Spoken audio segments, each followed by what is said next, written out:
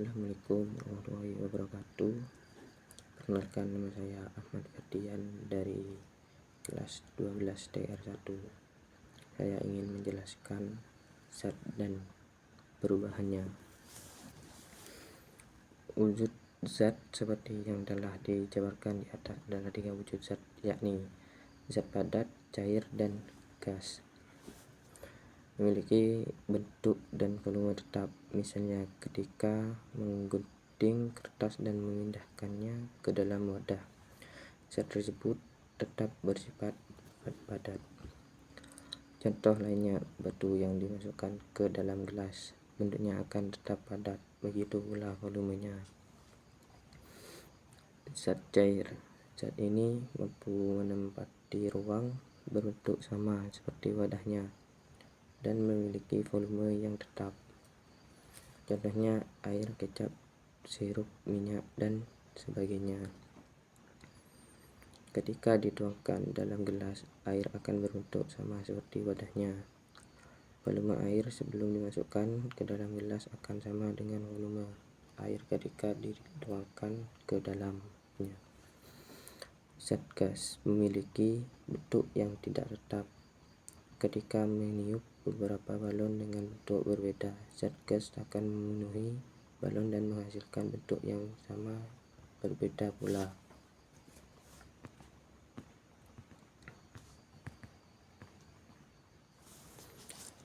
Perubahan wujud zat. 3 wujud zat tersebut juga dapat berubah. Perubahan wujud ini terjadi karena menerima atau mengeluarkan kalor. Adapun kalor adalah energi panas yang dapat diterima dan diteruskan oleh satu benda ke benda lainnya. Pengertian tekanan dijelaskan dalam buku berjudul Teori dan Aplikasi Fisika Dasar yang disusun oleh Maria Yuliana Kua, Claudia M. Maing, Yohama Febriani Tabun, yang memaparkan bahwa tekanan adalah misalnya gaya yang bekerja tiap satuan luas permukaan atau bidang tekan. Tekanan timbul sebagai akibat dari gaya tekan yang bekerja pada benda bersatuan luas permukaan dengan arah yang tegak lurus. Besar kecilnya tekanan yang dihasilkan suatu benda pada benda lainnya bergantung pada besarnya gaya atau dorongan yang diberikan. Tak hanya itu, luas bidang benda yang ditekan juga berpengaruh pada besar kecilnya tekanan yang dihasilkan pada suatu benda. Dengan begitu, apabila gaya yang diberikan pada suatu benda semakin besar, maka tekanan yang dihasilkan akan semakin besar. Begitu juga sebaliknya, semakin luas di permukaan suatu benda, tekanan yang dihasilkan semakin kecil.